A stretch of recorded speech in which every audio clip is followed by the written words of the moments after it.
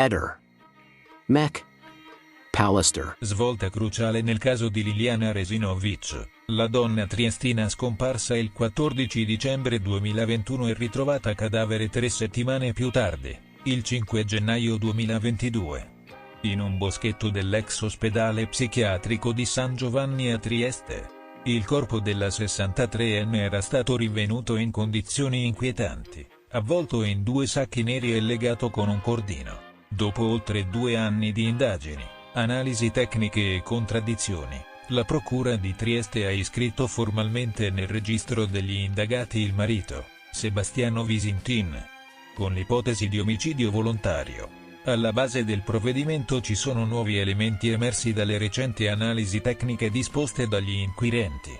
Sul corpo di Liliana sono infatti state rinvenute un'impronta compatibile con un guanto e un filamento chiaro, descritto come una fibra o pelo di colore giallo, lunga circa 2 cm, che potrebbe costituire una traccia decisiva. È proprio questo indizio a spingere gli investigatori a concentrarsi su un maglione giallo sequestrato durante una perquisizione nella casa di Visintin, nella zona di Via del Verrocchino, dove l'uomo viveva con la moglie prima della scomparsa. La perquisizione è stata condotta nelle scorse settimane dagli agenti della polizia giudiziaria, su delega della PM Ilaria Iozzi, e si è protratta dalle prime luci dell'alba fino a tarda mattinata. Oltre al maglione sospetto, gli agenti hanno sequestrato anche numerosi utensili, circa 700 lame tra coltelli e forbici, che, secondo gli inquirenti, potrebbero essere stati utilizzati per tagliare il cordino usato per avvolgere il corpo della donna. L'attenzione si è concentrata anche su alcuni guanti, uno dei quali potrebbe aver lasciato l'impronta visibile grazie all'uso delle luci forensi su uno dei sacchi neri in cui era avvolta Liliana. Va detto che Visintin, ex autista in pensione, in passato gestiva un piccolo laboratorio di affilatura coltelli, attività che avrebbe poi trasferito nella propria abitazione.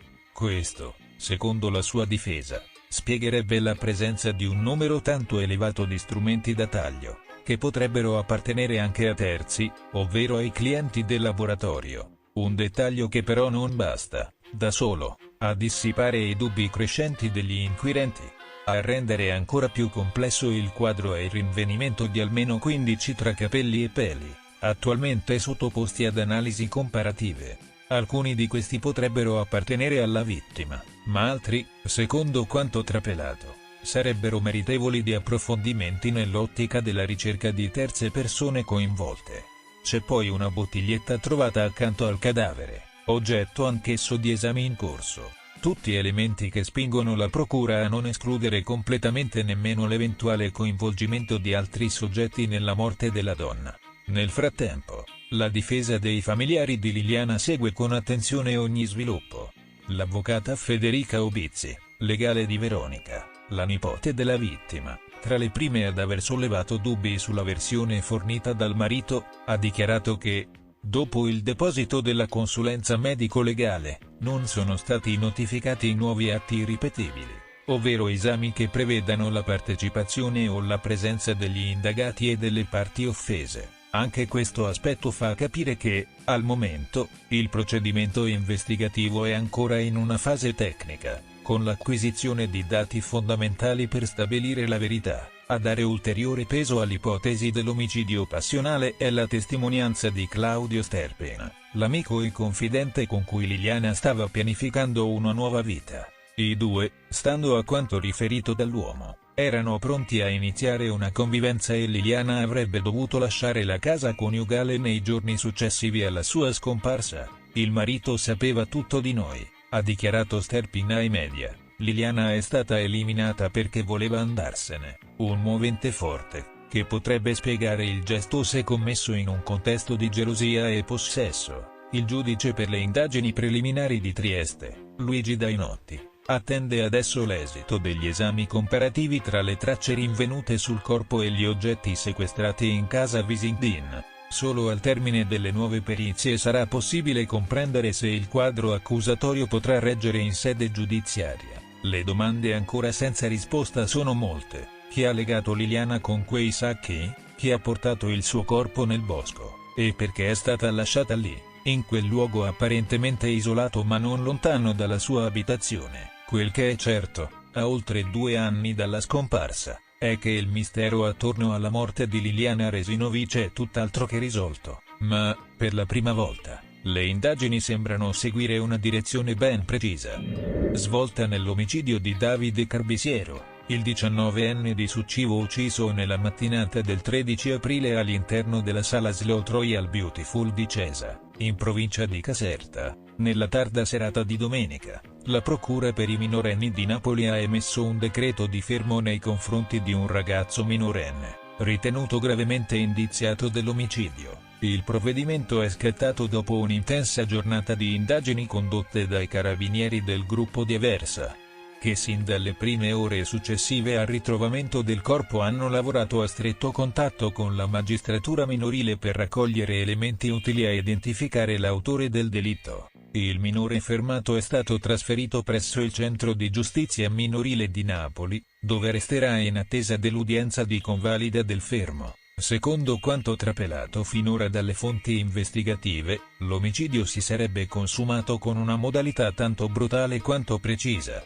Un solo colpo di arma da fuoco, esploso alla giugulare, ha stroncato la vita di Davide Carbisiero. Un colpo letale, esploso da distanza ravvicinata, che non ha lasciato scampo alla vittima. La dinamica, se confermata, lascerebbe intendere che l'assassino conoscesse bene il ragazzo e lo abbia affrontato da vicino, forse dopo un confronto o un diverbio. Tuttavia, le autorità non si sbilanciano, e sottolineano che sono tuttora in corso accertamenti per chiarire nel dettaglio le circostanze esatte dell'omicidio e, soprattutto, per individuare il movente che ha portato il giovane killer a compiere un gesto tanto estremo. Al momento, il motivo che ha scatenato la violenza resta avvolto nel mistero. Gli inquirenti stanno lavorando per comprendere se l'omicidio sia legato a questioni personali, sentimentali o se vi siano sullo sfondo dinamiche più complesse, magari collegate a contesti familiari o ambienti devianti.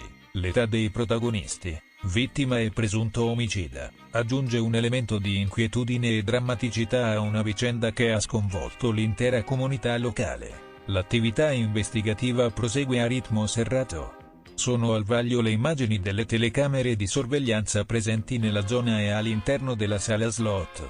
E continuano le audizioni di persone che potrebbero aver assistito all'episodio o essere a conoscenza di informazioni rilevanti. Le prossime ore saranno decisive per chiarire l'intero quadro e verificare la piena responsabilità del minorenne fermato, il cui profilo, ancora riservato, potrebbe rivelare ulteriori sviluppi sulla natura del rapporto con la vittima e sul contesto in cui è maturato il delitto.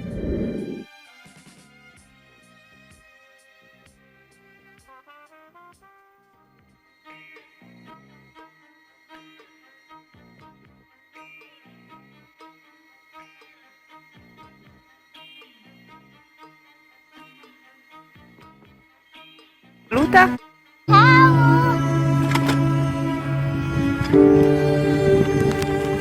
Ehi, non dimenticare di iscriverti a questo canale.